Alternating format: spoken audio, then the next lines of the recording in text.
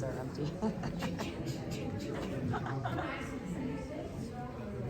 Hello? If we could take our seats.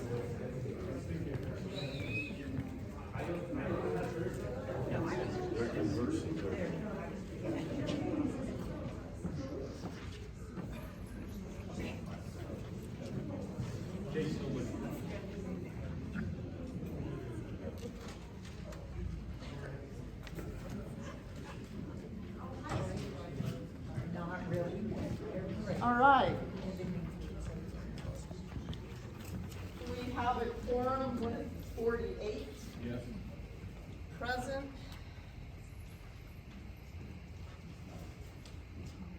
Our first order of business is approval of the previous minutes. We have 3 meetings. The first one is the December 1st meeting, our annual meeting of last year. All those minutes were part of the packet that was sent out. Are there any corrections? Hearing none, the minutes are approved. The May 25th special meeting, are there any corrections?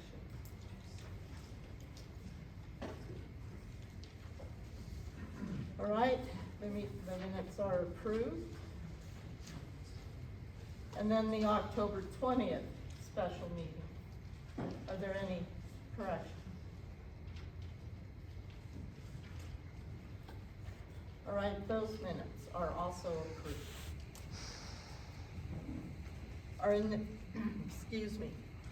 Our next item are reports of the committee and the officers, and we'll start with the ACC committee report.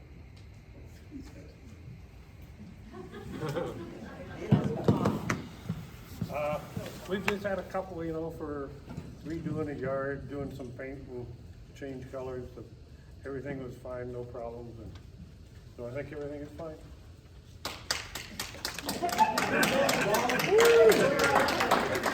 One part of this is fine anyway, of this meeting. Would have kept the meeting on. I think we adjourn and go to the bar. I didn't think you were being facetious, I would entertain the motion. Yeah. Second that. All right, President's report, I provided a statement. I hope you've all had a moment to read it. Basically, it's asking for, as we have discussions this evening, to discuss the issues and not personalities. Are there any questions for me as president?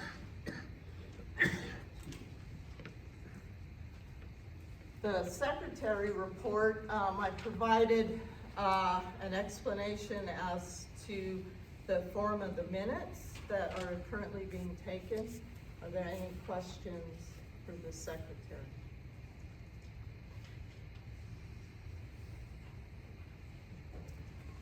All right. That brings us to the treasurer's report, and I will turn it over to Clay.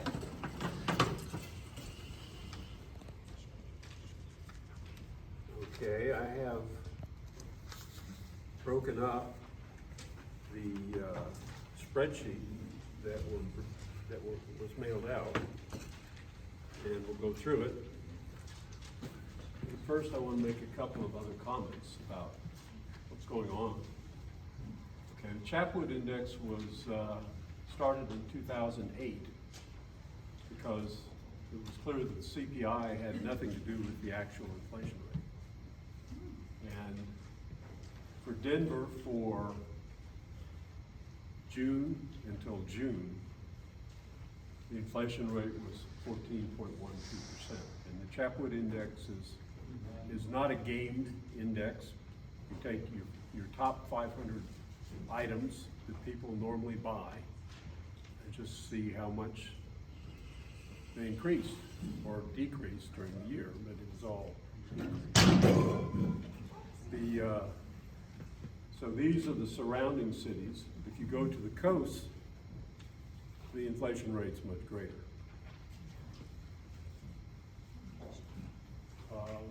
Next slide.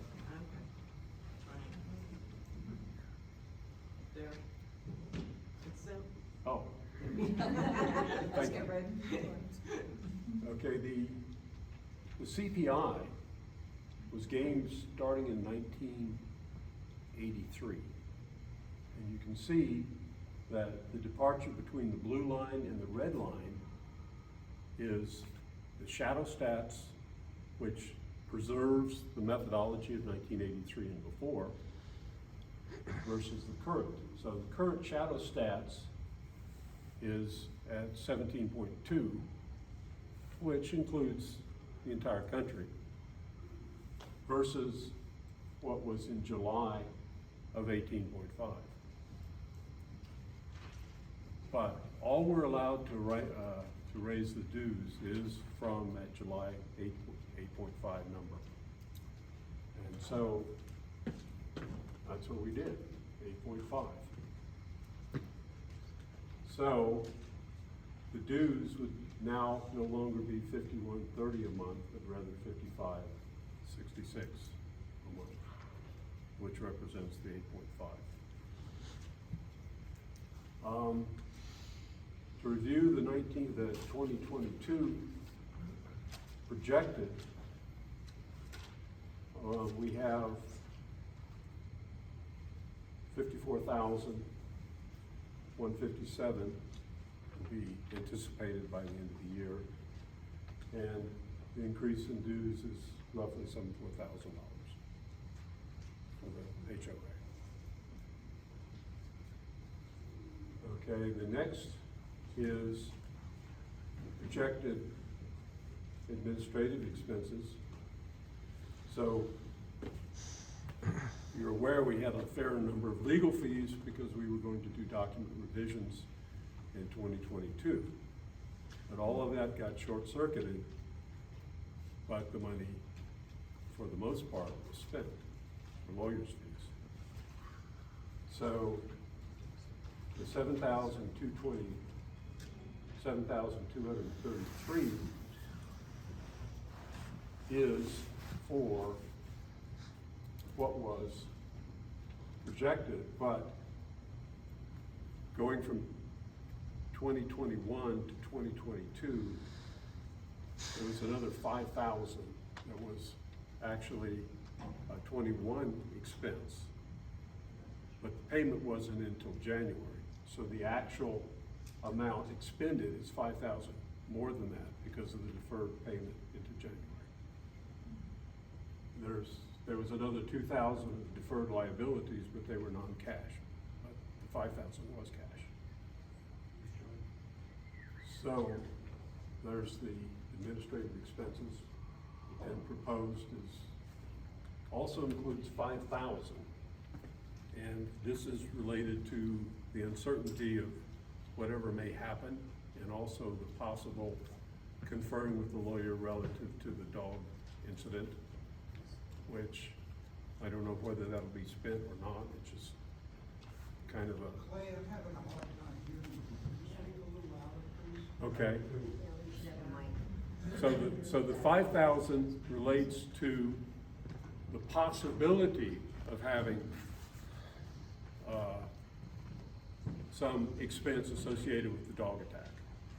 But again, not knowing the future, we do not know what's going to happen in that area. Yes?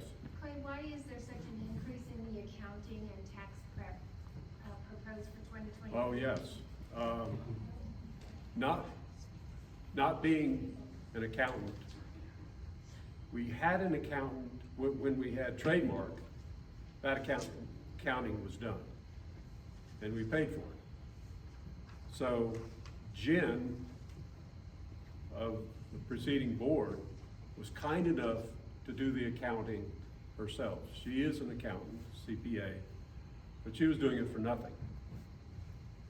And for me to do it from that point on, I needed lots of assistance because I'm not an accountant. And Jen contributed mightily. And so this is an administrative decision to hire Jen for the next year to do the accounting. Yes? Did we have a CPA doing QuickBooks prior to Jen in the years 2017 through 2020? Well, we had trademark, and I do not know the other. We didn't have trademark until September of 2020. So prior to that, we were using QuickBooks, and I believe Keith and Buck were the treasurers at that time, neither of which were CPAs. Okay, but I don't know that being a CPA is the requirement. The requirement is to know how to do accounting. Okay, so now we're paying Jen because she's a CPA. Yes. But Good question. So,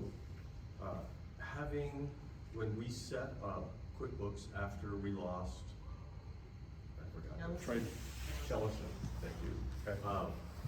Keith, set that up, and, so we ran that. When Keith left the board, I took that over. I was treasurer for, I don't know, a year and a half or so. That experience taught me that. I mean, although I understand QuickBooks, I can do the entry, understanding the accounting, and so that's a reasonable expense. And I think it's the right thing to do to bring visibility to our accounting. I think it's a great move. Gloria? Previous to trademark, we got dues annually. So I think that made it a little simpler.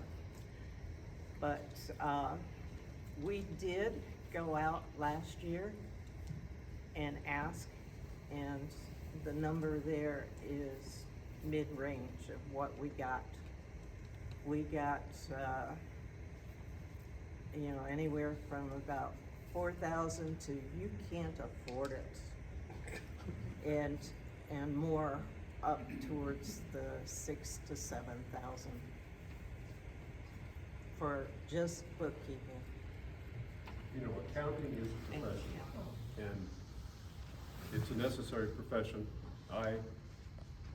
Jen will tell me something and I can't remember the terminology, for instance, but she knows all the terminology. That's her degree.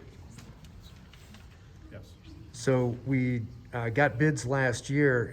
Have those bids ever been disclosed? Are those published on the website or have ever been given out at a meeting?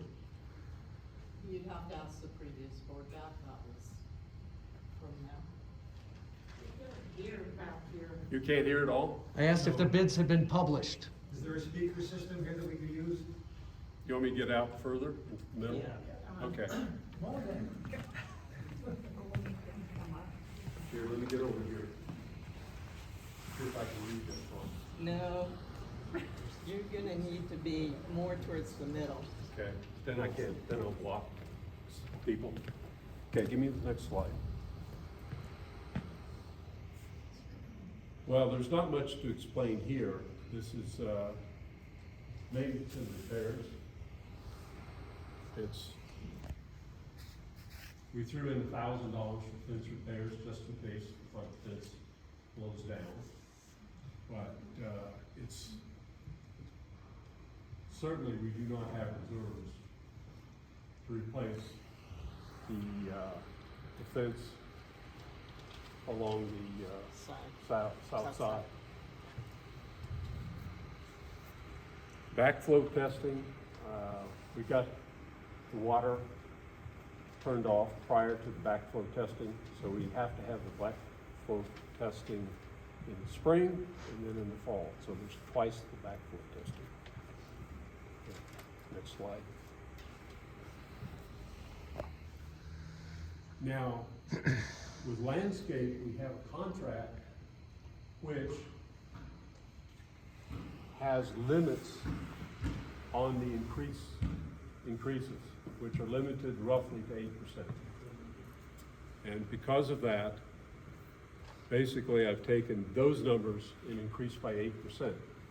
Because my forecast for what gas prices are going to do is only go up.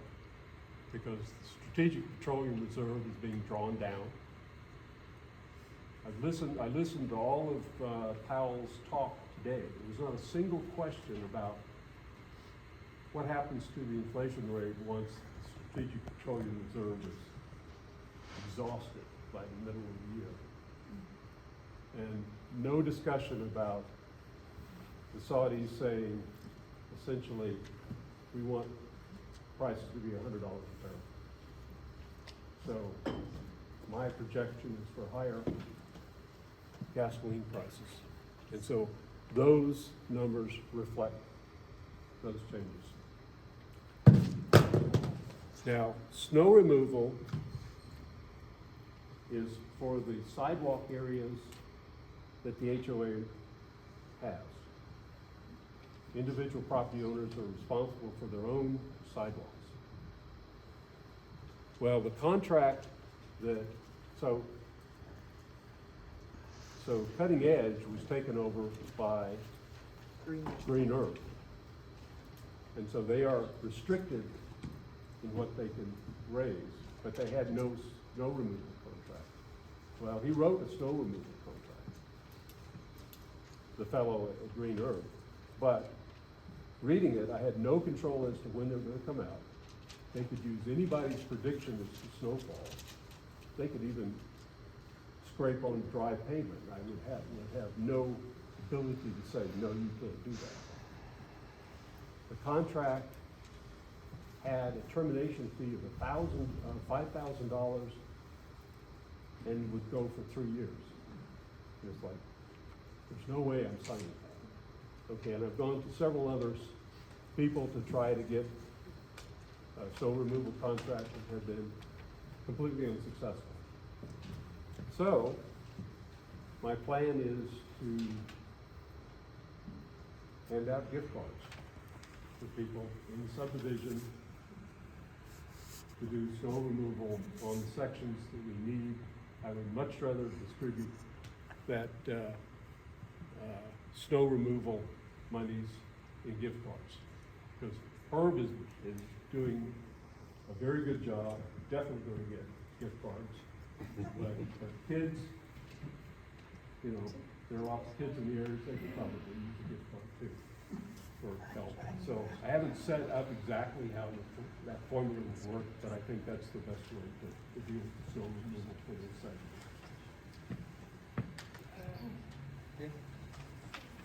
Just a quick point, will we still maintain the insurance that covers volunteers? Yes, definitely. So we still have volunteer insurance.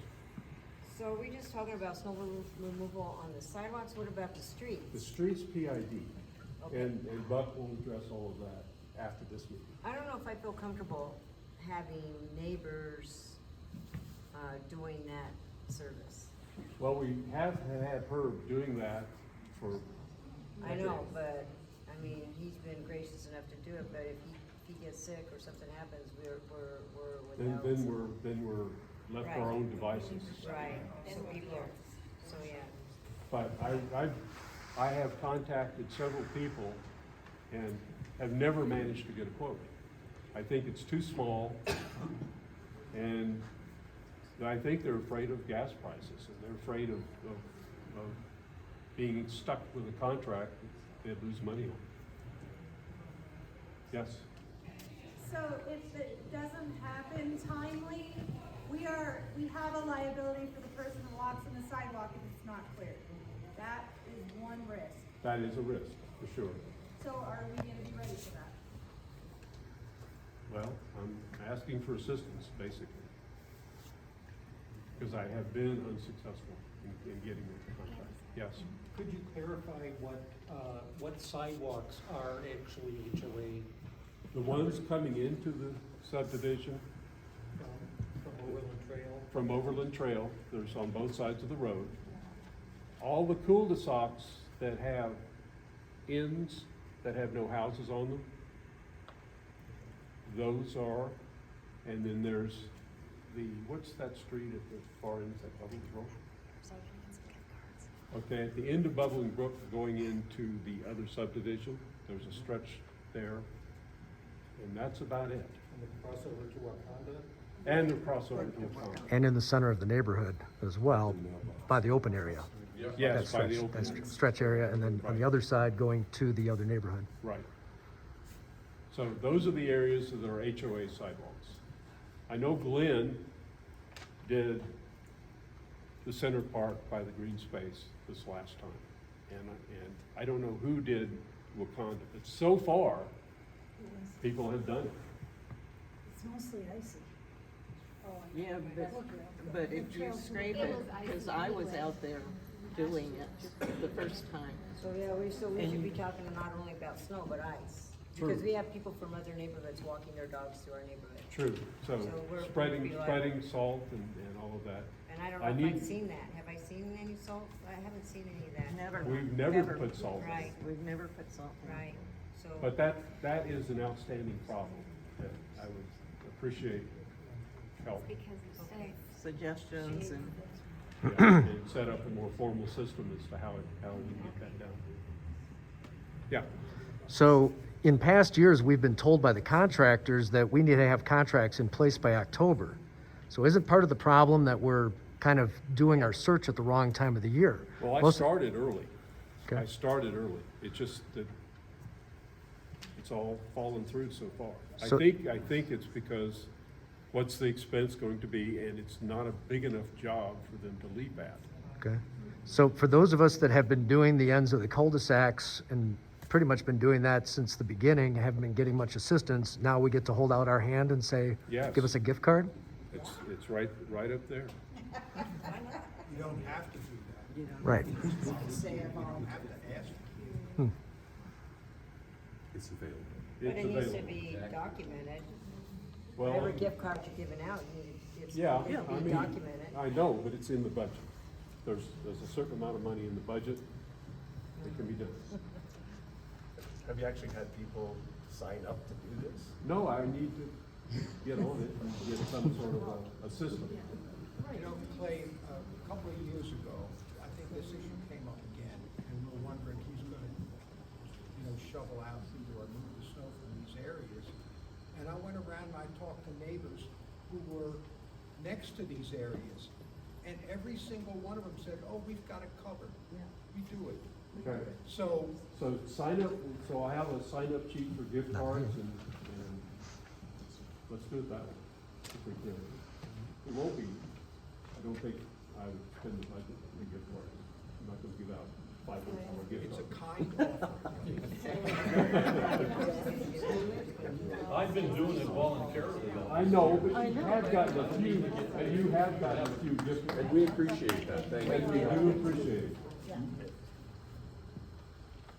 Well, that's all I've got there, unless you got another comment.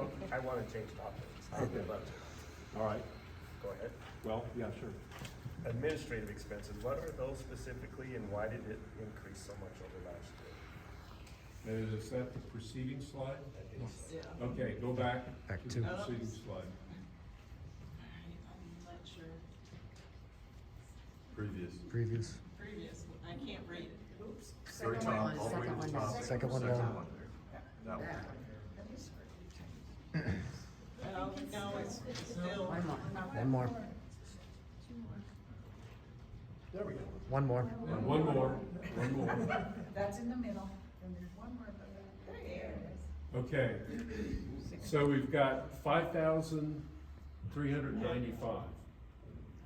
So what I did is I made an error of at least $1,000 there, because I was taking the output from QuickBooks and then parsing it into this category. And what I did is I didn't take out the insurance from that number. So that number is more than $1,000 too high. Found that this afternoon going through. But that's still double. Even taking $1,000 out, our budget has been 2,000, and historically, we've spent plus or minus 2,000 for more than a decade. Well, see, the 3,771 is what came out. to. Matt's question was, where did that money go? What did that go to? Well, that goes to QuickBooks. It goes to all sorts of different. How many meetings have we had and had to send things out this year? So many. So, There's Is the website, printing- and there's and a there's whole bunch of. website, and there's, costs. So once we get down to insurance, you can take out that insurance number, because that number is inherited by the insurance number. But- Yeah, exactly. Yeah. So That's I good. guess what I'd like to see is the cost for QuickBooks. I'd like to see those that In explain detail? in detail. QuickBooks? Drop down and put those line items, insert those into columns, whatever you wanna do. Okay, I wanna see that 390 is the individual QuickBooks thing, and then there's another 800 and something that is paid to QuickBooks. So Okay. QuickBooks alone is more than $1,000. Okay, well, I'd like to see that. I'd like to see that entered into those. Yeah, well, this is a summary kind of Okay. sheet. Okay, we're just telling you what, we think. Right. Yes? I think she's pointing at me. Oh, I'm sorry. So the things that you've cited so far were already expenses. We already paid for QuickBooks. We already paid for meetings. We haven't really had that many more mailings this year than in previous years. You have either the same expenses have gone up significantly, which I don't think that they have. The website still costs the same. The QuickBooks amount, has that actually gone up? And how much did we actually spend on postage? Because what other expenses are there for a meeting? We held all the meetings outdoors in a field. What would be the expense of that? Well, we were doing our best to keep expenses down. Okay, so, Yeah, they double. yet they doubled. That doesn't add up. No, you take away the insurance, go down to the insurance slide. Then you have $43.95. Then it's still $43.95 and it's doubled. You're looking at the budgeted and not the actual, it's not double the actual. But you're asking for a budget that includes the So- number that's in So insurance. the insurance there, subtract 1,500 from that other number, because I'm off by that much. All of these numbers are captured in QuickBooks. QuickBooks So- is the Right. record, So and it it's- will reconcile with the bank. So these are all captured, there's none of this that is smoke and mirrors. Right.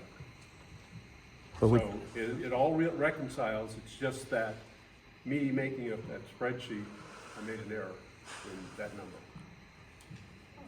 We only received just yesterday the July and the September monthly financial reports. And the numbers in those reports, whatever details are there, don't add up to those administrative expenses. So whenever do we get to see these?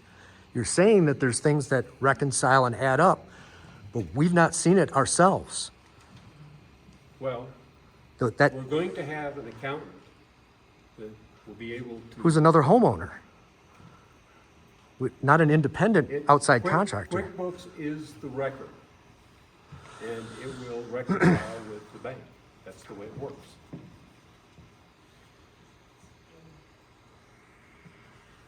Yes. On going back to the $5,000 in legal fees, Right. I'm not questioning the number. Do we have a lawyer? No. I was wondering about that.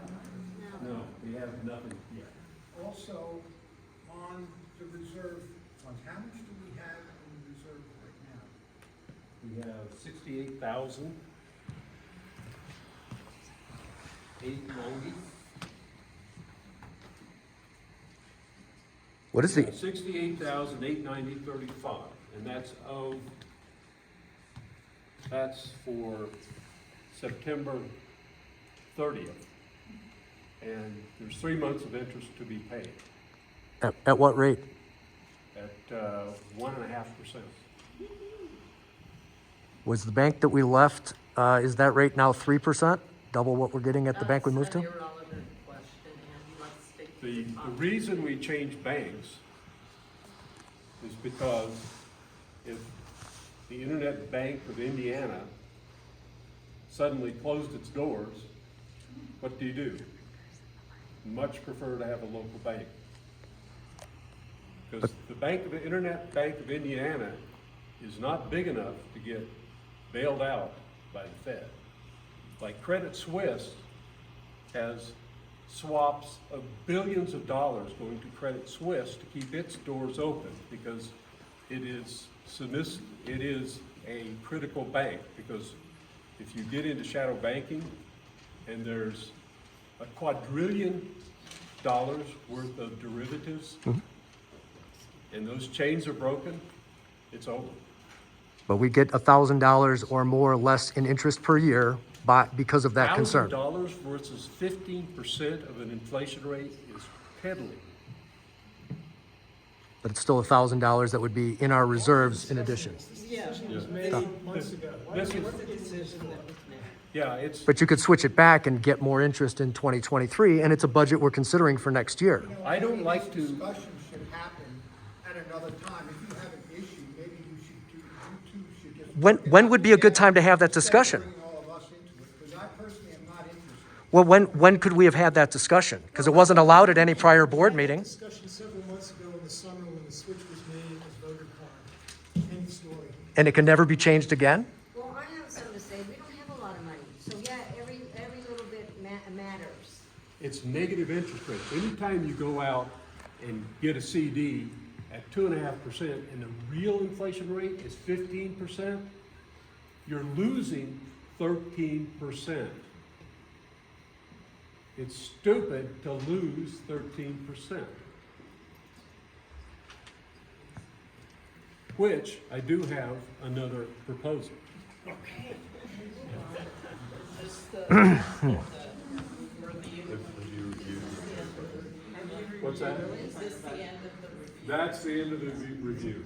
We have, the checking will have about 8,000 something in.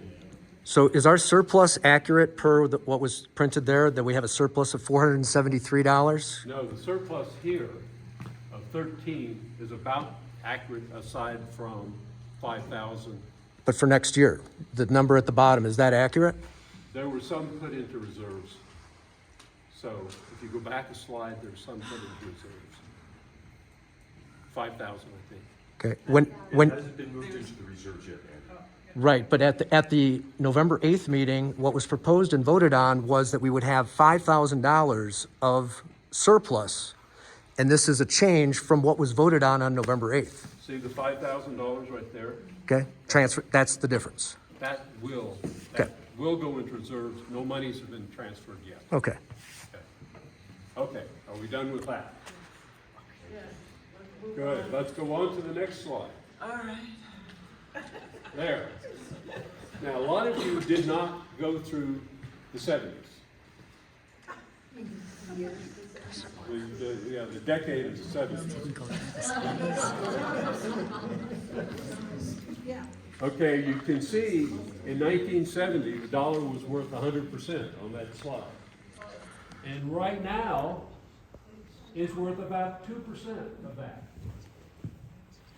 versus gold. Because the dollar has been debased. You know, you can't get a six-pack for $1 anymore. So, the next slide. Go back one. Okay, the next slide. So from 2000 on, you think, well, not much has happened. Yes, quite a bit has happened versus gold. It's still going downhill. So, one more slide. The gold price has been heavily manipulated. I once ran an investment group and I discovered that the London AM fix was being used as the public key to tell the traders where the Dow Jones Industrial Average was going to close in. So you've got a 98% correlation for that entire year where it was just a game to them. There was one investment house, I don't remember which one, that claimed, well, we didn't lose money but on one day. Well, the reason they didn't lose money but on one day was because they knew where the Dow was going to close every day. So this went on, go next slide. It went on until 2017, and apparently either they couldn't control it quite as well, or too many people were in on it, and they would change the correlation coefficient about every month, which made it very difficult to figure out how to trade, because you didn't know when they were gonna change it. And then this correlation entirely disappeared in December of 2017, and I've never been able to find another correlation like it. So the gold price is not as controlled. And I'm thinking that one way to protect ourselves for calamity is to take 5 to 10% of our reserves and put it into US gold coin. Because, well, that's why I'm bringing it up. And we can have people weigh in on it, but that's, I don't have many other ways of protecting our reserves. Okay, first of all, I don't believe calamity will happen. And second of all, I don't like the fact that our reserves, even part of our reserves, are open to speculation. I prefer to keep things in CDs. You will always get a percentage increase. This inflation is not going to go on forever. Over the last 30, 40 years, if you average inflation, it's probably averaged out to 2 to 3% a No, year. that is not So correct. that's all the numbers I've read. Go back to that chart. That's I don't care 1970s about chart. your economic analysis. You are not an expert. Okay? I go by, I used to do, every once in a while, I would do some studies for DuPont on how finances were gonna work out. And the number they used for inflation was 3%. They changed it because that was called the hurdle rate at DuPont. And the hurdle rate was eventually changed to 8%. Yeah, it was. I really have a hard time. At any rate, we were both DuPonters, so we can argue about that. I just wanted to throw it out. CDs, we can get a 6-month CD for 2.5% to 3%. It goes to 2.75 for a 1-year CD. So that's the other alternative to put our reserves into. Or 3% at First Internet Bank of Indiana, 3.06. You can get a brokered CD from Fidelity or Vanguard, 18 months, almost 5%. Okay. And that's Well, real there is, it does have to be a U.S. government obligation. As part of our policies, it has to be a U.S. government obligation. I don't think Vanguard is. Fidelity and Vanguard CDs are insured. Are they government? Yes, 18 months, 4.95%. Okay. That's And worth the that's real consideration. science. That's worth the consideration. Conspiracy theory. Okay. You know, I looked at this and, you know, I'm sure all of us have money in various investment aspects and everything, but this is a small, a relatively small fund that we're dealing with. We're dealing with investment strategies of multiple people. We can't afford to lose the principal. I don't think our money should be put in anything other than a government guaranteed, so that we can at least, if a bank goes belly up or an investment firm, as long as it's insured, we may not be making large profits off of this, but when you invest in gold, it's a little dubious saying that that's a U.S. obligation. Their obligation is for the face value of that gold coin. Exactly. But it is a You're government buying it obligation. at many, many multiples higher. You're buying it from a relatively unregulated place, and you are not keeping it.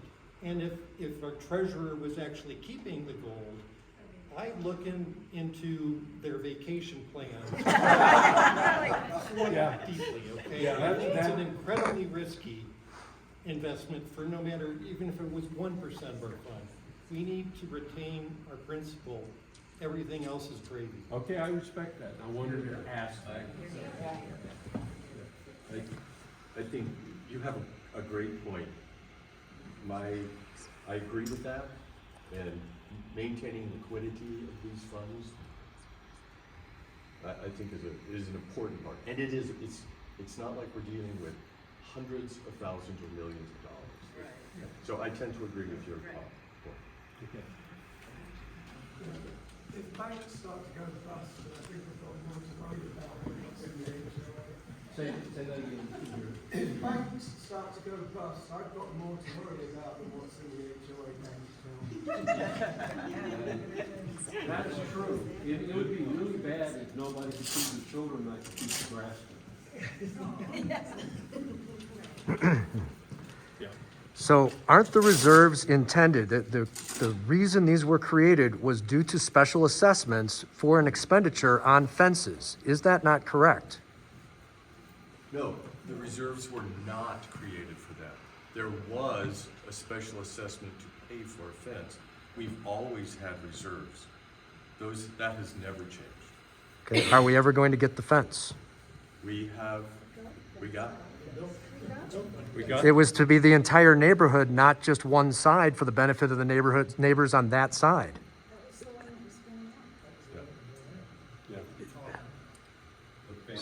So now we've changed the scope, and it's never so the south side's never going to be changed out. That's not part of these reserves. Because that's the first time I'm hearing this. We don't have enough money to replace the other fence. How much, what's the current estimate of that fence? I don't know. Is there, is there any beyond this. further discussion on the goal? Okay. I have one more slide, but I'll cede my position. Can I just make a summary statement here for Yes, my please. own purposes, so I can understand what's going on? I asked the question about how much we had in reserves. You said about 68,000. 890, 68. All right, 69,000, Yeah. all right? Plus, we're gonna have 6,000 more, so that's about 75,000. Yeah. How much will, if we have to replace all the existing fence that hasn't been replaced yet, how much will that cost? How much did it cost for the? 60,000 for that part. 63, something like that. Okay. So how much more would it cost for the rest? It depends on lumber costs. Lumber costs, except for the front. So it might be less. Yeah, but is there an estimate for how much it would cost? We don't have one right now. Don't have one right now. Okay, So the people let's that assume put it's in that another fence, 65,000 or so. So, It's possible. It could cover it. It's a water stuff. did we go over budget for that fence? Buck, We bought it peak prices. excuse me, please wait until you're recognized. Buck? So one very quick question. The state requires that that HOAs maintain reserves, if I'm not mistaken. that's correct. And I think there's something associated with it that has to do with the amount of dues, is that correct? No, there's no specifics at this time, and there's not even really specifics on reserve studies at our size HOA. The only thing I'm familiar with, because I used to be treasurer, was that you had to have a reserve policy. Right. But other than that, it's very general. I mean, it's ambiguous. So That's you just have to correct. have a reserve policy. So Yep. people can, if they move into the neighborhood, they can see what you have in reserves and what your policy is. Gloria? When you go look at the reserve study that was done 2 or 3 years ago, their recommendation was that we put 18,000 a year into reserves to replace the stuff that we have to replace eventually. Why did that? It seems hard to- I just asked the key question about what is our biggest expense? And that would be long-term expense, that would be the fences, right? It's So all- it's 18,000 all a of the year is fences. ridiculous. It's all of the fences, and I think it's high too, but that's what they recommended. Okay, well, I guess we can ignore that recommendation. Well, we're not gonna make it, but, you know, when we have money to put in, we should. I mean, basically, if the fence falls down, we're just gonna have a special assessment to pay for it. I mean, that's what it comes down to if we don't have the money. Pay We don't have hours the and money. pay later, you're Yeah, right, Walter. that's how it works. It's better to stay on top of it than to get behind. It actually can affect your property values if we get way behind, because then somebody's not gonna buy, because they're gonna be hit with a multi-$1,000 assessment. Exactly. So that's why you have reserves. So we're at least closer We don't know exactly where we are, but we're closer. Okay, anything more for me? I'll just say, comment on the length of the fences. The north side fence is way shorter than the south side, right? So you're probably looking at more than six. I can't hear what he's saying. Okay, I said the south side fences are way longer than the north side. Half a mile. Yeah, Right? yeah. Which means it's gonna be more expensive in terms of linear foot. Several bad posts and a new gate. We gotta go through and fix that part, but yeah, it's bigger. Thank you for all your hard work on that. Yes. That's a lot It of is, work. it's a lot. Well, I couldn't do it without consultations with, She did. Jeff, I was just wondering, do we need a motion on the budget or the alternative investment, or is that? well, I got enough pushback on the alternative investment that I'll drop that. So in the budget, it was already okay, approved, so. so if we,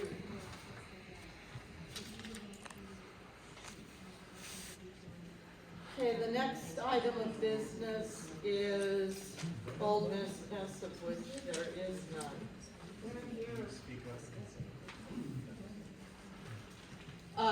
New business, update on the dog incident. So I went down to the legal building on LaPorte and found that the complaint on the dog attack had been dismissed and the records were sealed. So there's nothing more there. I talked to a legal assistant, and aside from civil suits, there'd be nothing more that we could do in that regard. The reason that the complaint was dismissed, I've got a friend who is a supervisor in the Fort Collins Police, and he told me that if the victim does not show up for the trial, there's essentially only in domestic violence or murder cases will the judge not dismiss the action. And so it was just dismissed. So that's basically it, and only consultation with the lawyer would make this progress any further. Because the other thing that we could do is a fine, but it's only, as I understand it, a one-time fine. Is that correct? Well, that's actually an interesting subject because it's a one-time per incident effect. That said, the purpose of a fine should never be punishment. It should only be for compliance. So what would the fine be attempting to enforce? The covenants say that pit bulls are not allowed. And so it would be to protect the covenants. Okay, but they're not, did you find any evidence that the dog is registered in this neighborhood? What do you mean registered? On the records for the court case, the registration and the animal control citation, the dog is registered on the other side of town along with the owner. Well, but the owner is an owner. Not on the title. Well, according to him, he is. Okay. So that's where that stands. Okay. Have we consulted with an attorney at all? No. Okay. So, I'm curious, are we in a situation where, if, heaven forbid, this incident would happen again, and let's say a human being was attacked or a child, would the HOA have some liability for not pursuing it or enforcing the covenants when it is illegal to have a pit bull here? I am very frightened of that. So, if the pit bull is still in the neighborhood, if we don't do anything, we expose ourselves to liability because we knew or should have known we have a dangerous dog in the neighborhood. That's correct. So is the option to enforce the covenants as we should, to remove the dog. Well, we don't have legal ability to remove the dog. Well, or to, I guess fine the owner. I'm thinking of fine and a consultation with a lawyer is our next step. That's all we can do. Just curious. Ever since I heard about that incident, I was just wondering if it's in the purview of the HOA to do anything at all, because we do have, I mean, there's that, there was that truck that came around, so apparently we have a pet control or an animal control agency that takes care of such things, and I know that person interviewed the owner of the dog. All of that was done, and in fact, we had another eyewitness report that was delivered to Humane Society, and they were supposed to transmit it to the court. I don't think they ever did. But my question is it in the purview of the HOA to do anything? And if you're talking about fines, where does it say, what fines should be levied for such things? I just wonder if you're opening up a can of worms dealing with something like this. Well, we have the liability question for the remote possibility Well, of I a human's guess attack. there are two sides of this thing. Exactly, and it's a problem. I think we should get consultation with a lawyer. Is what. Will a lawyer have us? What? If we pay them. Can we pay them in gift cards? Good idea. Okay, that's all I've got on that. Yeah, I was just wondering, has that family made any precautions or made any Yes. changes? Yes. Could you speak to that? Well, they have increased their security for the dog, to keep the dog more confined than previously. Yes, they have done that. I guess the other question is, if we do nothing here, then we are acquiescing, allowing pit bulls in the neighborhood. Because if we don't enforce it, where are we? I know. Just one quick question as we move away from this. In terms of new business, trash fees have gone up dramatically. Well, that's new business. So Karen had made a suggestion about. Hold on, hold that Okay. till we get to the. Okay, perfect. All right, thank you. Yeah. Why does it have to be the HOA that takes care of the dog situation? Why isn't the Larimer Humane Society? What are the next steps when? The case was dismissed. There's nothing more. Because they dismissed, so isn't there like ordinance, Colorado ordinance, county, there's no. That was dismissed, that's what he's getting at, is justice was served by the investigating agency, and it was dismissed at the court level. So, case is closed. Okay. So there's no other agency to go to, there's nobody else, so in this case, it's done. It's So done. what happens if that happens again, does It's a new case. Then it's a new case. Yeah, I'm just saying, I'm curious if there's other entities that. No, you can't do that, because that's double You jeopardy. just have to wait for something to happen. Well, before you- I have something to say. There's a woman that lives in an adjacent neighborhood that walks her pit bull through our neighborhood all the time. So what does that mean for us? It's I mean- legal in the state of Colorado to walk Right. your dog. So, okay, so it's a pit bull. and So, we're talking about a pit bull attacking it's not our a neighborhood. state law to have a Okay, pit I'm bull. just making a point. And I'm making a point as All well. right, let's, hold on. Right. Move on. All right, stop, please, stop. Let's debate the issues, not each other. Now, don't, Bob's got his hand up. oh, Bob, last Would comment. I be out of place to ask what happened with the dogs? I mean, I never, Oh, You the know, I dog, read the the- dog, the dog was injured but has recovered. A dog was attacked by the pit bull? Yes. Okay, thank you. All right, we'll sit down. Because our next, agenda item is plea for landscape committee. We need help. Clay's been taking care of pretty much all of that. So I'll ask Clay to make his plea. Yeah, I would love to have a landscape committee, because we have nobody. But it would involve dealing with the contractors, you know, and repairs and that kind of thing, and just organizing some help to take care of landscape. So if you could contact me, I would. Or if you wanna stand up and volunteer now.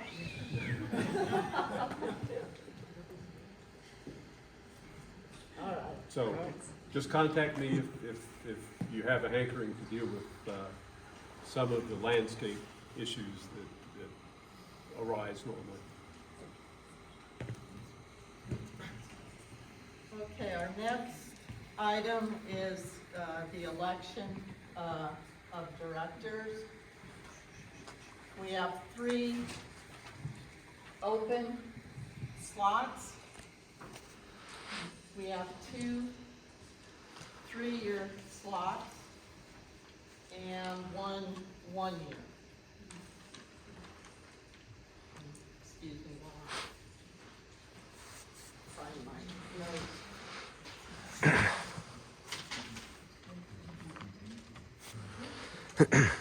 So,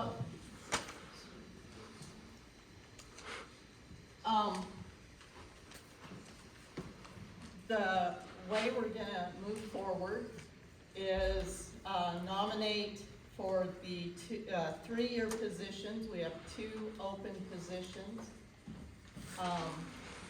Each nominee will then have a minute or 2 to introduce themselves, make any statements they wish to make, and then we will vote.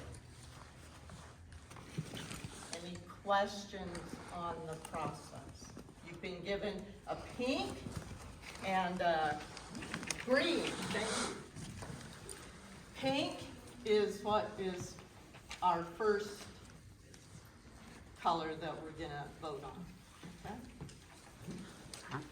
And So the terms, when we had a 3-member board beginning on May 25th, why wouldn't we have just simply had a 3-year, 2-year, and 1-year term chosen at that time? And then when did you make the decision to give yourselves 3-year terms and then determine that 2 of these seats are also 3-year terms? so When did that occur? we're serving 3-year terms, which will now become 2-year terms as of this meeting, and we did it to try for some continuity in the board. Was there, yes? What's the criteria for being on the board? And my concern is we had people removed from the board and what to stop them from getting back on the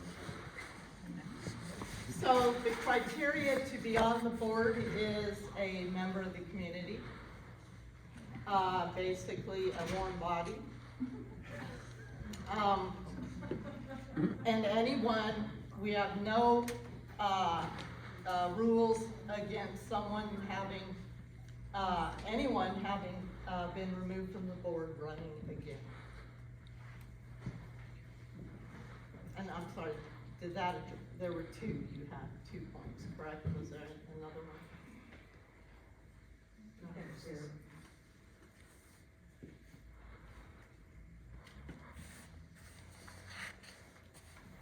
Any other questions? Yes. Since the information on proxy votes were put in our little packet here, my brain started churning a little bit.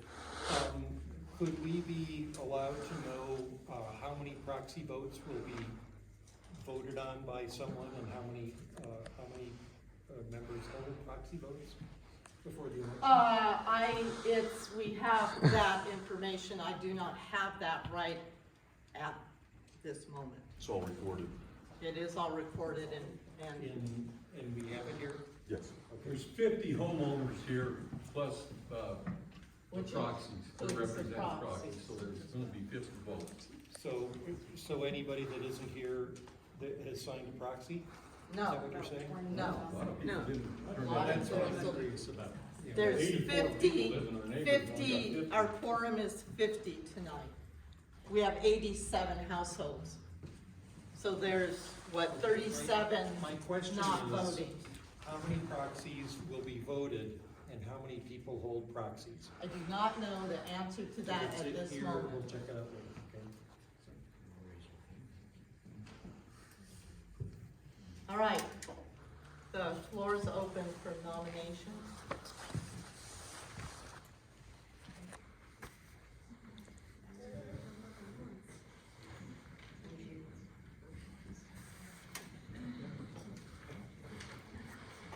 All right, I think we're done. I got something to say.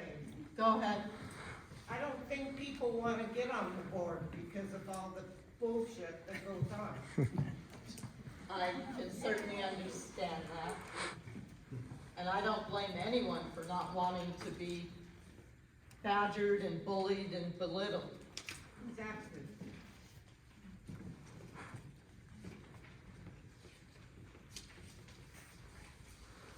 Andy? I would self-nominate to be on the board. Didn't hear what you said. Andy self-nominates to be on the board. But I nominate Walker Flannery. Wait a minute, don't we have to have a second for the nomination? no. I second. Not if you self-nominate. No. You're the same household. Yeah, because there's only one vote per Yeah. person. Okay.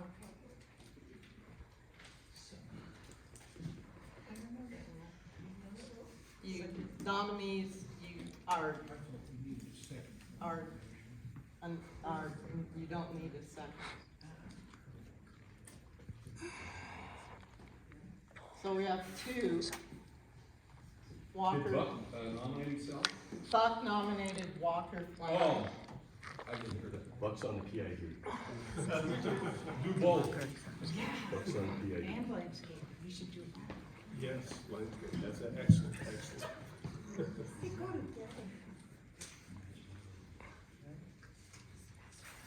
together. Any other nominees?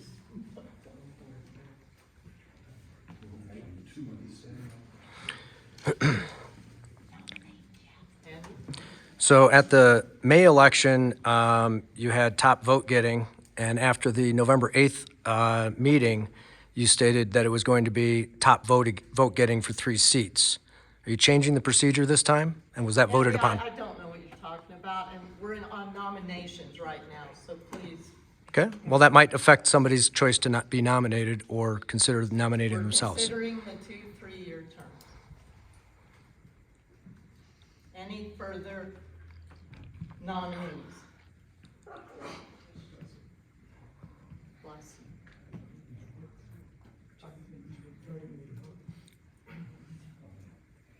Were you gonna raise your hand? Or you just keep my mouth shut? All right, nominations are closed. Andy, do you want to take 2 minutes for a statement? Walker can go first if he's... You're called on, please go ahead. Good evening, everybody. So I outlined what I would like to run based upon on PooterOverlook.com, and I called it Back to Basics. Simply put, I'd like to see proxy reform and stop proxy solicitation and hoarding, limiting proxies to 4 per member. I think that's completely reasonable. I'd like agenda reform. Some of these topics that we've talked about, we can't really get into the meeting and talk about at the meeting because we're not allowed, even as other board members, to add to the agenda. It's been determined solely by the president for the meeting since May. The next few points are all about timeliness. Mowing, snow removal, notice for meetings, posting of financial documents, and we should frankly have timely response to document requests as well. Some of these questions we ask about what the details are, and we get put off at the meeting over and over again, and we never get the details at all. I think we should get those get those documents so that we make informed decisions. It's that simple. I think in terms of document revision, we've demonstrated that it's not necessary. We've changed policies 3 times in September. We have another policy that we need to update, and that got tabled indefinitely. But we're talking about policies for things like what kind of dogs are living here. We have something in our CCRs that say that we do not allow specific dog breeds, but we've never enforced it, even though those dog breeds have been allowed to be kept or housed in our homes. So why don't we adopt policies that reflect what we currently want, not what the builder built into the documents years ago. And I think it's worth pointing out that even this meeting, which has a policy that says we should mail out notice 30 days in advance, was tossed to the wind. That's not true. That's not true. That's not true. That's not true? Should we? I'm sorry, please The continue. actual policy, Please. the actual policy for annual meetings, and we can pull that out right now if we would like to debate the veracity of that statement. It says we must mail it out 30 days in advance, and it's in black and white. Your response to that, and this is my time, Yes. okay, your response to that was Got that 1 state minute law, left. your response to that was because we have other areas of the governing documents and state law that have a lower requirement, you're gonna ignore that 30-day policy. No, they take precedence. So if you don't like that 30-day policy, then change it, just like you changed policies in September. So I think we just need to adjust our policies for the time being, because we did it for free in September, we can do it anytime. And I think we should stop the practice of getting legal advice from other homeowners. I think if we are going to make decisions where we're concerned about liability, we should get real attorney opinions from independent attorneys, not just those that are living here who may not even be licensed or practicing law in Colorado and certainly don't have experience in law, in HOA law in Colorado. Andy, your time is up. Thank you. Hey, Andy, real quick, would you clarify how many times you've been removed from the board, and also how many times you've actually filed lawsuits against the HOA, against your neighbors? Just for the record, so we all know. So I'd like to address the last point first. When you're suing the association, when you're suing the association, which is a nonprofit corporation, it is the only means of enforcement if you feel that the board is not following And the how many of rules. those were thrown out? How many were thrown out? There's one case dismissed, and that was dismissed because the information was withheld from the court. Yes, so in that particular case, what was going on at that time, and I'd like the opportunity to address your question fully. No, We you're have, going we have, to excuse me, interrupt excuse me, because no. Your question was it dismissed? Is that correct?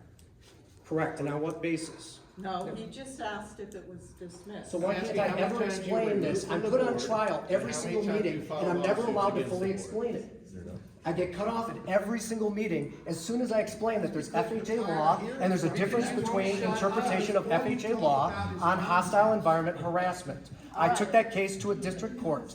We were not allowed to proceed past the motion to dismiss because evidence wasn't considered. Your time is up. And you still haven't answered the question. Sure, what's that? How many times have you been removed from the board, and how many times have you Twice. filed lawsuits against us? So I have filed a lawsuit one single time, and I filed a CCRD complaint, which is a separate and distinctly different matter. And how many times Those have you were been removed from settled. the board? Those were settled. And there was a settlement agreement so that what's going on here and what's been going on ever since then would not occur, which is to hold me as though I simply lost on the merits. The merits never reached the judge. So, That's true. how many times have you been removed? From I was the board? removed with the board, including Gloria, including Walker, including Buck. I just want a number, I just want a number.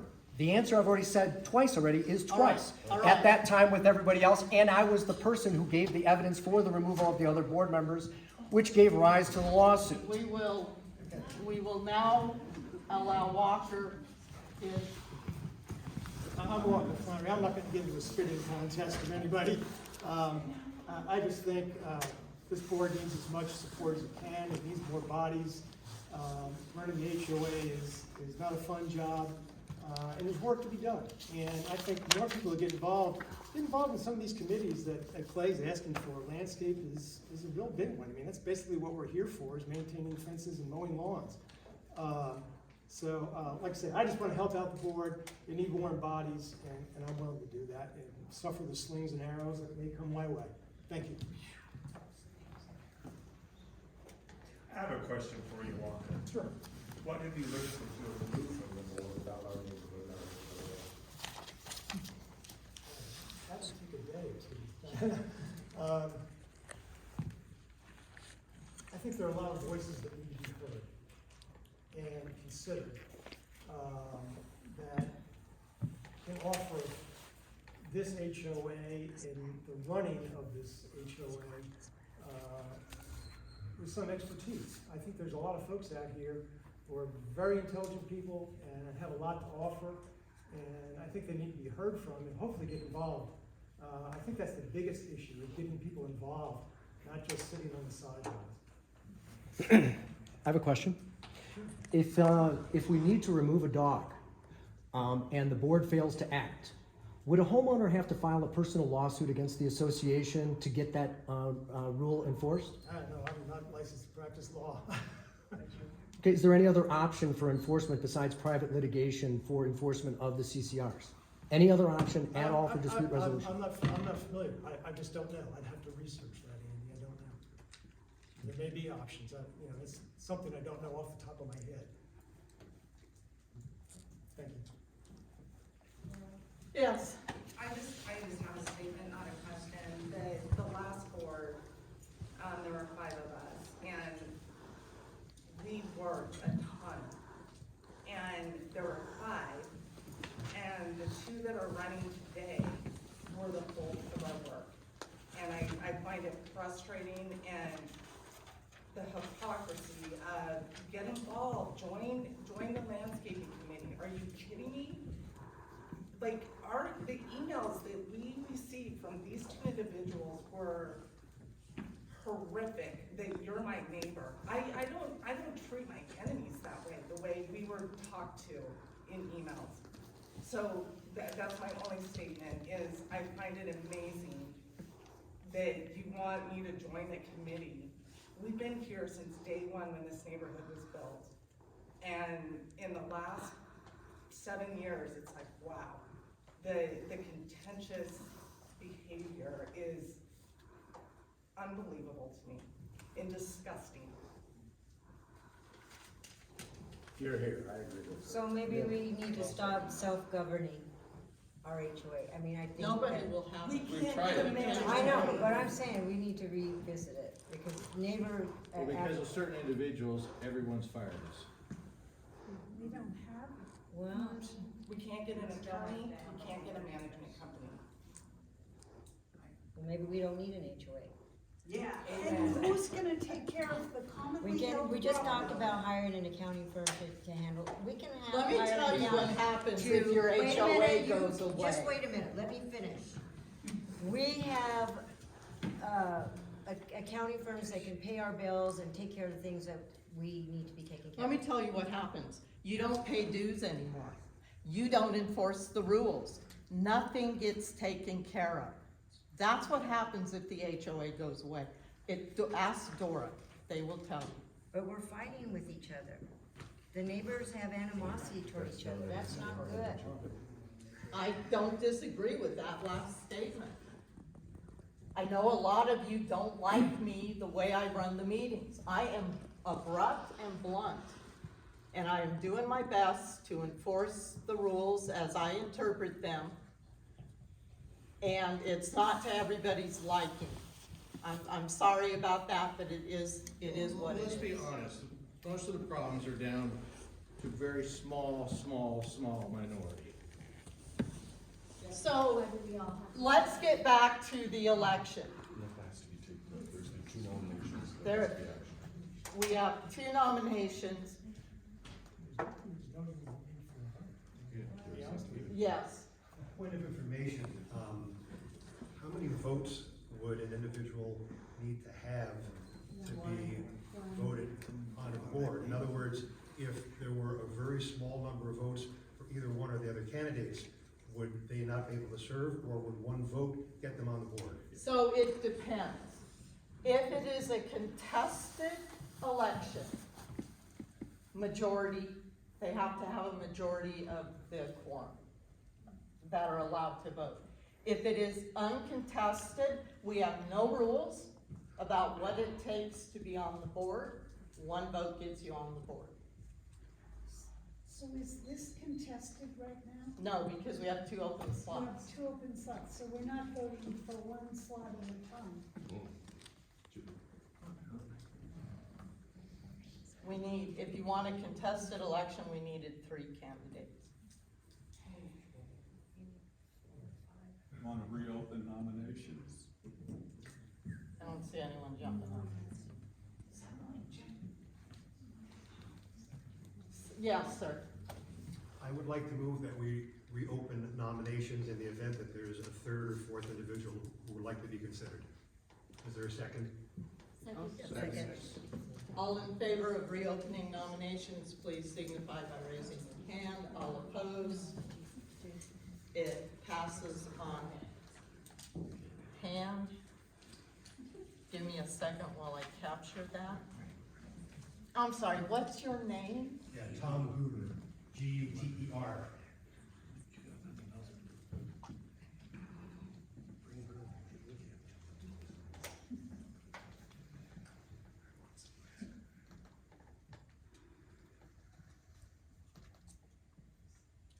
Okay. Nominations are reopened. Do we?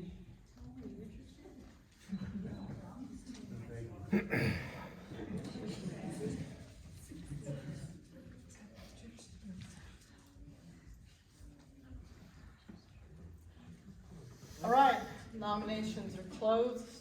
Unless somebody moves for a ballot, we will, vote by show of hands. There's only two positions and two people. Yeah, there's no point. We have to vote. Why? That's, Says what? says Robert's rules. Yes, ma'am. Okay, so we, as a neighborhood, we have to vote for two people that we've already kicked off our board. That just seems wrong. I know none of us wanna do it, but let's think about this. I mean, I don't understand. Why? Why do we have to do that? I don't understand. You could run. Nobody else is standing. I know nobody else wants to do it, but it's just bizarre to me that we can't figure it out as a neighborhood. It's insanity. Yeah, It's just crazy to me. I mean, I see most of you guys, I wave to most of you guys, I run in the neighborhood, I have a dog, you know, you've all met Bella, you know, I mean, it's just, I think of you guys as, I mean, you're friendly neighbors for the most part. I mean, until I come to a meeting and then I figure out, oh gosh, they're not as friendly as what I thought. It's just weird to me. Why can't we live in a community that we're more neighbors than at each other's throats constantly? Because of some rules, I don't get it. And why do the two of you that keep getting voted on and getting kicked off keep wanting to go back on? Would you like, I'm not sure if a response is No, allowed we're here, in the- so I would love to answer your question. So we need to vote, and you, yes, sir. Yeah, one question. Could I ask another point of information, please? Yes. Is there any way that if I were to make a motion that we went forward with an HOA board of two, could we do that? We can't have that motion until we vote, because we have a motion, we have Motion on we have nominees, Make a motion to close the motion to vote. and so we have to vote. Now, you can vote, you don't have to vote yes. But all it takes is one vote. So it doesn't matter. It doesn't matter. Walker's voting first, so Andy's voting first. Yes. Can we vote them off? No way to stop the vote and move on. Try and come up with a solution, like make a few dictators and no one's allowed to talk to. Do good business. I'll second that. We can, to answer your question, no, not that I know of. We can declare, the people, voted in by acclamation, if that's the preference. Yes. You said tonight, two directors that would be nominated, and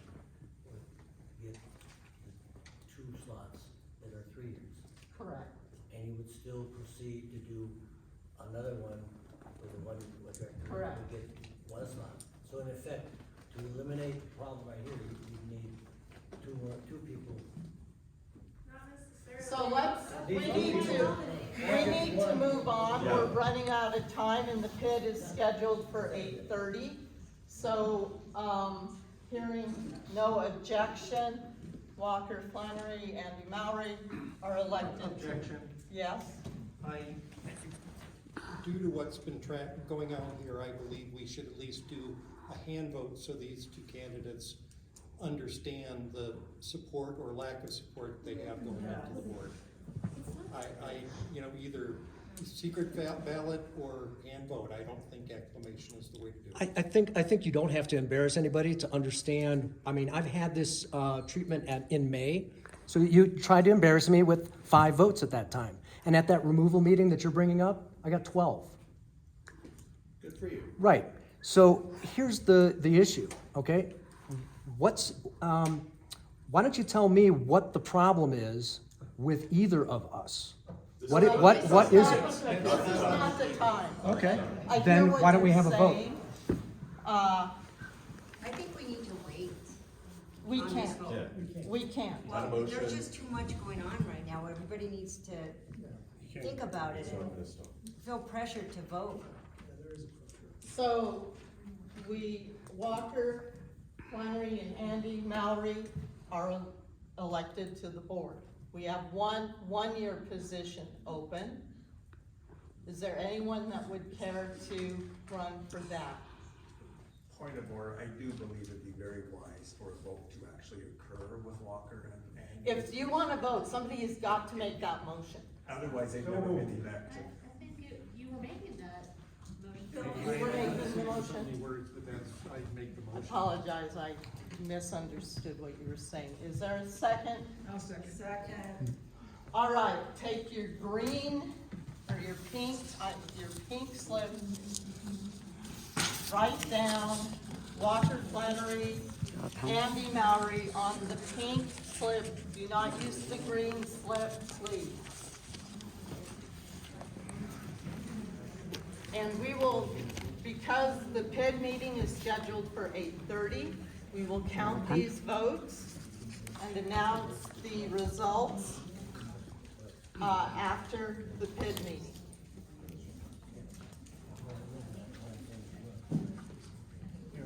You write down only the one person you want, right? You're writing down 1 or 2 names? Pink. Only paid. Write down both names, or the. However many names you care to. You mean who you're That's voting right. for? There are 2 names you can write down. If you write their name, you vote. 0 names. Correct. You wrote only your name. Well, you wrote both your names. How does that make sense? Oh, because there's 2 slots. I see.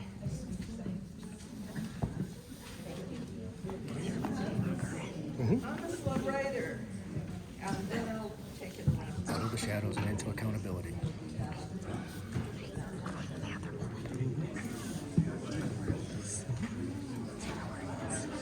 Do you know where it is?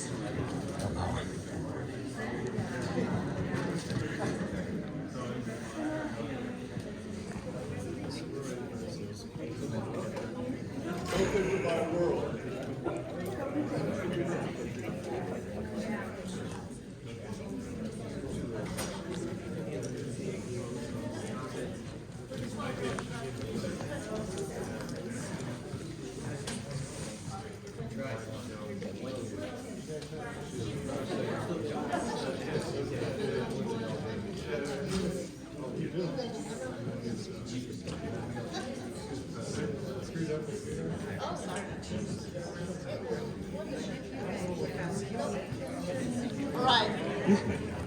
Please. Are there any, Matt, will you help count and Count. Buck, you wanna help? No, you're running. Hey, you help count. Here. Is there anyone that wishes to nominate for the one year Is there anyone that wishes to nominate for the one-year slot? I'm sorry, what? 1 year. Is there anyone that wishes to nominate for the one-year slot?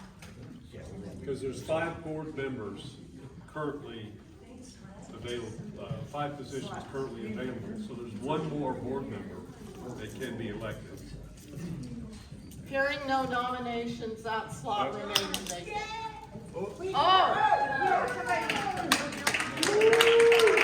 The hand was up before I finished, I saw it. I nominate myself.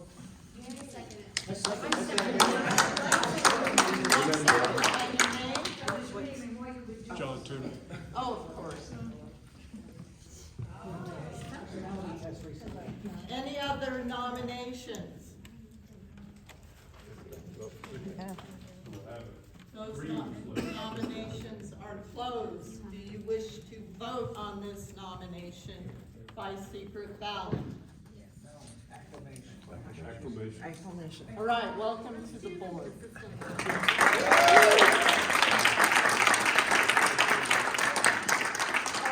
We have 2 minutes for public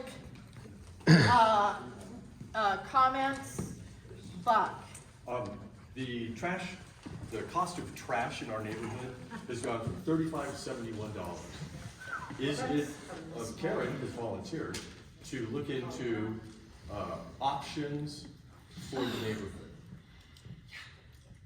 Or is everybody happy? I You thinking another GSI, company? now it's from There's only one other, isn't there? Yeah, there's only one other. Ram and So we just have to figure out what their Right. rates So are. I'm just saying that she would do that. We would, we'll entertain that. Yeah, we would. But I'm thinking, they're looking at the gas prices too. There is a These $10 surcharge that Republic is doing. It's outrageous. Yeah, I hear a lot of complaints about Republic. I If mean, you're willing to at least give us the information. the other option. Yeah, Thank sure. you. Can I just comment on that one? Just a side comment, Lee? Sure. I am happy with the service that we get. It's routine, it's regular, and they are reliable. If we can find something that is just as reliable as Gallegos or Republic, that's cheaper, I'm all for it, but I really don't want to decrease the service. It would that have we to be get. in Moscow. I think overall, I've been happy with our trash service and recycling. Yeah. Yeah. I'd agree. I agree. I have another comment on that. Yes. I've lived here in the neighborhood from the very beginning, and in the beginning, the trash rate was $45. Now it's 60 plus a surcharge in 18 years. I don't think that's unreasonable. All right, 1 more minute. Well, and they have different billing rates, so they could bill the HOA, and that could become a part of our dues. And, I wonder if that would reduce the charge to each of us, if we just out of that, our dues, pay the HOA, and then the HOA pay the bill. Save money in the business. Pay by how much you throw away, and some people throw a lot away, some people don't. That's true, there are different sizes. We have a volunteer that's going to give us massive information. All right, it is 8:30. We have reached our designated time. And you don't want to subsidize the And so we will now turn it over to Buck and the board. Well, we never voted on the budget. Good evening, everybody. Welcome to the PID meeting. We have, so this is a board meeting, so it's a little different. Is that BORED? Yeah, exactly. Then we have a quorum. Keith and I are here. We have one member who's traveling. So we do have a quorum, so I call the meeting to order. I'd like to move that we approve our board meeting minutes from 8/6. All right, they're approved. All right, I wanted to give, I think as long as we've lived here, I think sometimes people don't always know what the PID is responsible for. What does it stand for? Yes. What's PID? Public Improvement District. So let me, and I'm gonna read this right to you from the county. So the county commissioners, they're responsible, they're the governing body, and they constitute, frankly, the official board. However, the Board of County Commissioners appoints advisory members. There are 3 of us, Keith, myself, and Monty. Wow, all of a sudden his name went whoop out of my head. We all have terms, and the advisory board assists in making recommendations to the county commissioners. So that includes construction, installation, maintenance, various improvements in the district. In our neighborhood, it's 2 things, right? It's the streets and the sidewalks. So you'll remember this summer, we had some, those are called stones, each of those sections that are replaced. I think we had 6 stones, 7 stones replaced. So the board acts with the county engineers. We walk the neighborhood, we find out where there are stones, parts of the sidewalk, road that need to be replaced. They take care of arranging all of that. Our taxes that are collected go to pay for that. And I'm gonna come to that part in just a few minutes. So we carry out, the advisory board carries out resolutions and policy directives of the Board of County Commissioners. So we're directly, we answer directly to them. And what's his first name? Keflis. John? John Not Keflis. Yeah. Anyway, he's actually our county commissioner. So. Water, not a margarita. Are you sure? Maybe I should. So the advisory board represents and protects the best interests of the district as a whole, encourages and supports efforts and tasks that offer the greatest benefit to the entire district. In other words, we want to make the roads and the sidewalks the best they can be. We want that in, it's really the only 2 things that we're responsible for. What about the drainage, like the culvert that goes underneath our yard that drains into the, is that part of this or not? Yeah, because that's part of the structure Right? of the drainage system for the sidewalks. Yeah. Correct. Yeah. Yeah. All right. So, any questions about what the PID does? I have a different question. Okay, pretty simple stuff. Andy? So the question I was going to have is, could you explain the $40,000 limit and how we arrived? That's a great question. How we arrived at I'm that coming to decision? that in 2 sections. Okay, thank you. There's a part B. I have a slide that's going to answer all your questions. Great. All right. So if there's no more questions about that, we need to elect officers. So is there a particular thing that you would like to do, either treasurer, secretary, chairman? How about vice chair and treasurer? I agree with that. So you're elected. I would like to continue being chair. I agree. Okay. So Monty, de facto, is the secretary. Luckily, he's a bike rider, Can you read so. and write? Hmm? Can you read and write? Yeah.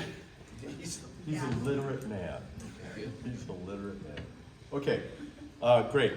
Now, where does your money go?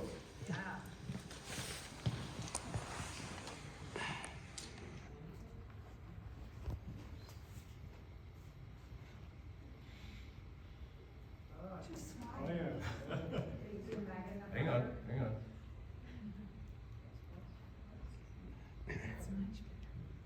you.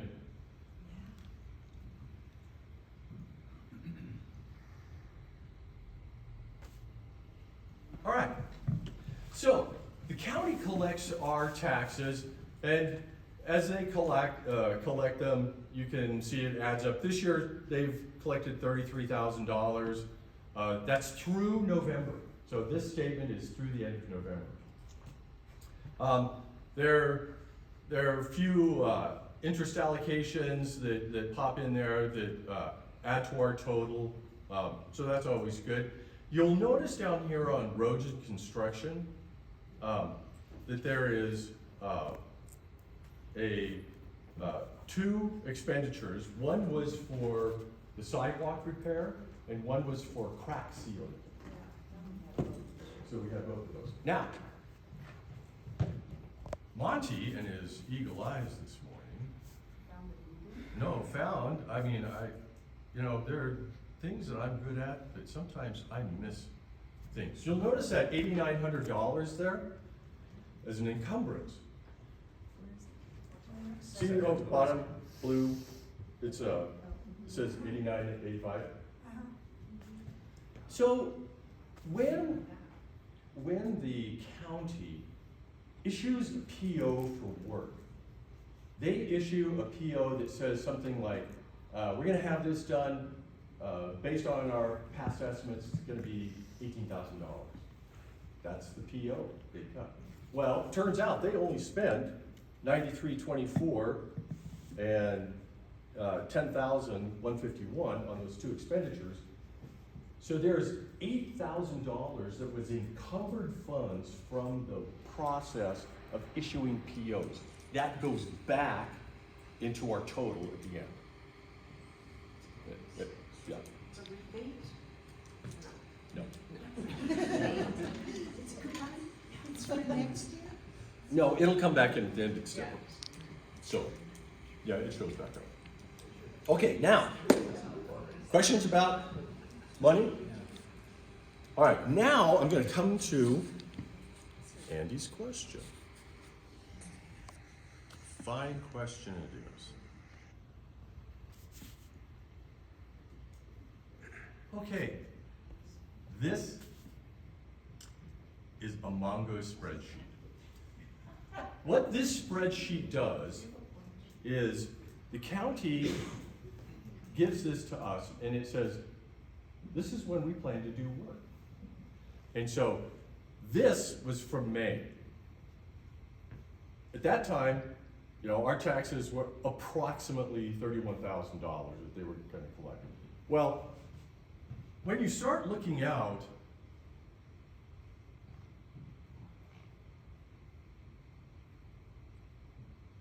Inflation, where's that word again? You're using a different inflation rate than Clay. when you start looking out here to 2045, all of a sudden you're hitting a Mongo negative number. Not good. So, what we had to do as a board, and the county worked with us, we came up with an amount to cover this to make sure that it was, to make sure that all of the expenses have funds that would be allocated. Hang on, Andy. So, if we go over here, in consultation with the county, they said the most that we could do, 39.95, was raise it from 31 to 39.95, which means that our taxes are going to go up approximately $104 this year. And so in our August meeting, the board approved that to cover, to make sure that we have sufficient funds. Hang on. Mm-hmm. And you'll see on the spreadsheet, I love spreadsheets. I'm a spreadsheet guy. Our funds now are covered. You go out to 2045, after the second street repair or replacement, we will have positive funds. So, that explains where the money goes, why the decisions were made. Now, So the question was about, there's a limit of $40,000. If you went beyond $3,995 to $40,001, we would all have to vote on it. yes, you would. Also, if you could return the spreadsheet back to the original state, you showed a negative number in 2045. However, that self-resolved once you got out to 2051, did it not? Can you put the number back? Could you put the number back? Yep. Negative funds. So by delaying the project just a few years, you'd have the funds without raising This our was- taxes. There's no delaying it. This was a decision made based on consultation with the county, and we But- feel that that was the best direction to go with it. I hear you on that, but can you show how the numbers in 2051, or whatever the last year is there, when you're at the current amount, that huge negative number actually went down because there's ups and downs for other things beyond replacing the road base, which is actually the project No, it's slated for always 2045. Not just the asphalt, It's but all the way always down to the negative, road and base. You can see it. It's still negative. It's negative 92, and what would happen in the next year? Because it goes down by $20,000, That's the end of the and it goes down by 60,000 the year before, and 60,000 the year Your after. question has no point. So, It has a point, which is, why couldn't